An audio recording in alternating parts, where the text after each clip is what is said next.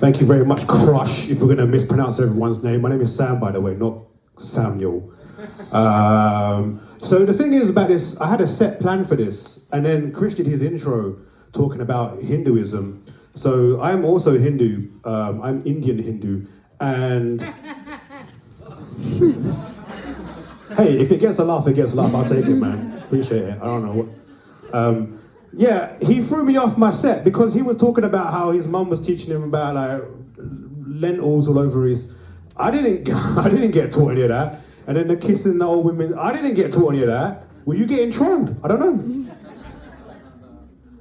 It proper threw me off my set, man. So the other day I was thinking about, oh yeah, it's Christmas. Hey, is everyone in that period now? We're like, I'm not doing any work until like, yeah, wicked. That's me every year, all year. And it got me thinking. I was like, what would I be the worst at a job? And I thought about it for a little bit, and I was like, you know what I'll be the worst at? Is working on the film crew for Planet Earth. Exactly, and I know what you're thinking, Sam, that's very specific. Why would you, and I don't know, maybe it was because I was watching Planet Earth one day, or maybe it was just a random thought, we'll never know. But if everyone knows what Planet Earth is, right? David Attenborough, nature show, like 4K quality, looking at all these animals and everything. And I realized, like, if I was working with that film crew, I would be the worst member of that film crew, right? Because the film crew, they sometimes say, we have to film whatever we film, we cannot get involved, we just have to shoot whatever happens. As much as it hurts us, we cannot get involved.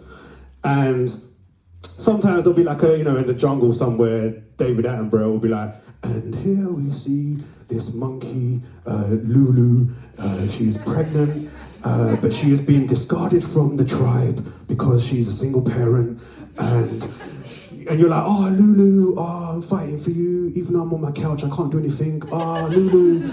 And Lulu is about to give birth to her child, Sebastian. And you're like, oh, little baby Sebastian. And you're rooting for them. And then you're like, oh, this is really cool, they're getting along, they're doing really well. And then David Attenborough does that thing where he's like, but. And you're like, oh, fucking hell, what now? And it's like, oh, Lulu has got a disease and now she's probably gonna die. And you're like, come on, man.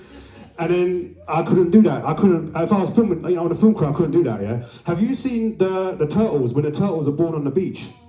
Oh, yeah. Yeah, that's right, you're gonna cry now. And the turtles are like, the eggs are laid like far away from the sea, and the essential gist is they get born into the world, and they have to make it from the egg hatching area all the way to the ocean, and then that's where they can hopefully live out the rest of their lives. Unfortunately, there's birds all over the place that are like, yo, it's time to get some munch. And you're just like, and like, you're watching it and you're like, come on, little baby turtles, you can do this. And they're not gonna make it. But if I was on that film crew, I would be like, yo, fuck this. I'm helping out those turtles. Fuck the bloody oath. I don't give a shit. So, come on, let's go. Come on, guys, you can do it. Fuck off, birds. Get the fuck out of here. Come on, Raphael. Come on, Donatello.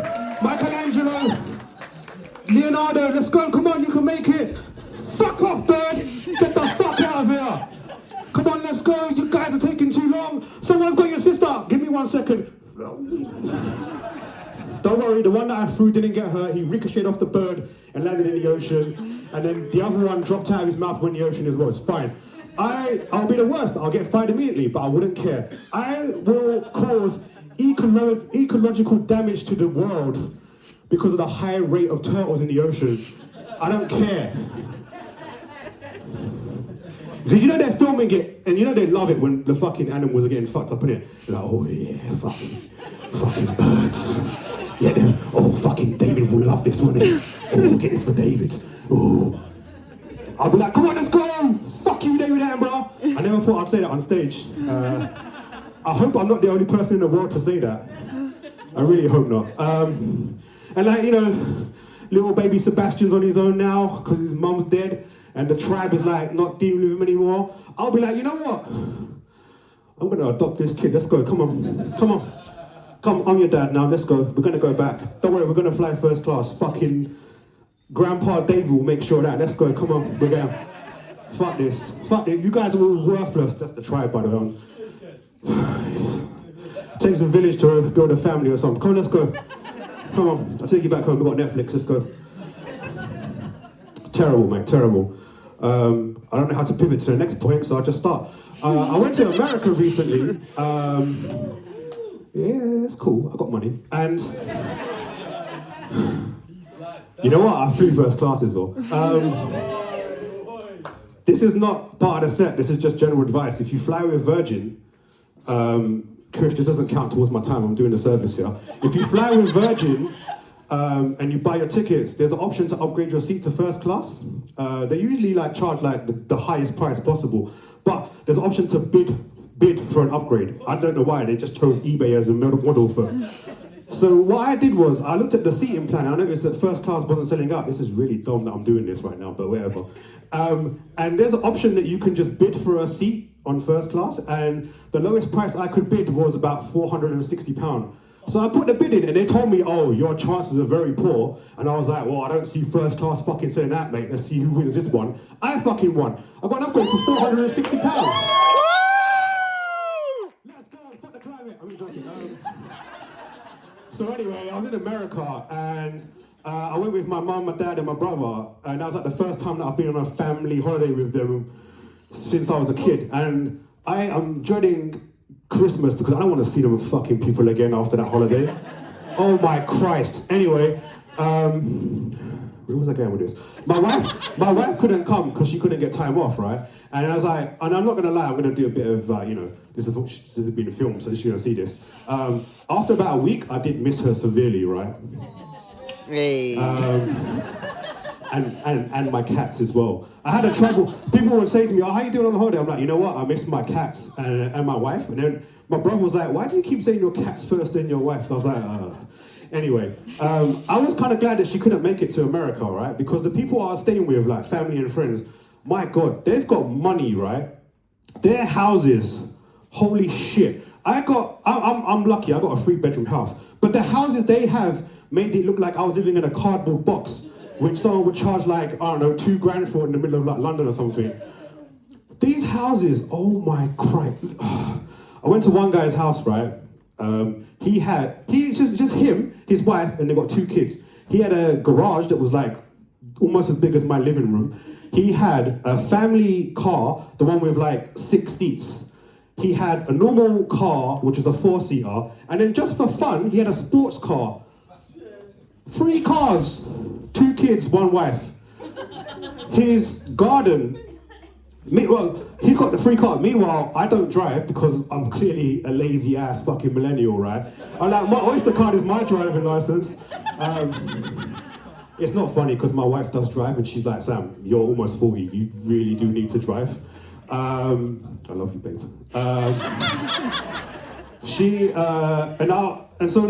garden, his garden was almost as big as my house in general. He had speaker systems set up all over the garden, connected to Bluetooth. He had a fridge in his garden, right? And not one of those little shitty USB powered desk fridges, one that come up to my waist, and there was no lock on it, in the garden, opened it, stacked with beer, right? So I'm like, you don't have to worry about theft around here. He's like, no man, everyone's chilling it. Meanwhile, back in London where I live, fucking Maryland, someone stole my wheelie bin. You know when you're when you eventually grow up into an adult, yeah, you never think that one problem you'd have in life is someone stealing your bin. It's such a basic thing that you have that when it's no longer there, you're just like, what do I do now? There's no bin in my, what? Who stores? Everyone's got one. So what, did someone just take it from my road to another road or something? I probably did. Was it you? Fucking no. I was so confused. So these guys just jacking bins everywhere. Everyone watch your bins around here. So then I'm like, another thing as well. I went to use his bathroom, and I washed my hands, and I'm looking for the towel to dry my hands. Couldn't find one. I was like, oh, what's? And I'm thinking, don't tell me he's got one of them electric Dyson. Nope, he didn't have that either. I'm like, so what's the deal? This guy had a basket with 20 individually wrapped hand towels. and like a basket on the floor to discard them. I'm like, back in my house, we probably have the same bath towel for like 3-4 months before like it started off like beige, now it's black. I'm like, yo, if my wife was here, she'd be like, what the fuck are we doing here, Sam? We need to fix up. And the other thing that made it crazy as well is that we were driving around somewhere, they got kids, so we went to like his little SUV car.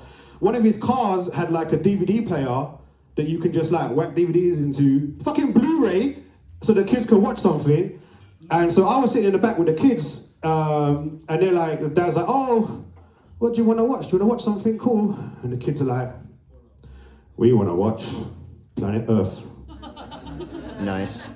That was my ending. I really thought I was going to land better, but it didn't. Anyway, whilst you guys are not, I can just plug myself right now. Not that way, that sounds weird. If you're on, please do. See me after the show, mate. If you're on Instagram, you can follow me on Instagram. My Instagram handle is Chunky Awesome. If you're wondering why, you should know why, because... And... Max is our photographer for Chris's shows. So whenever I come to these shows, I'm getting some free profile picture updates. Like, let's go. Fuck, that pulled a muscle.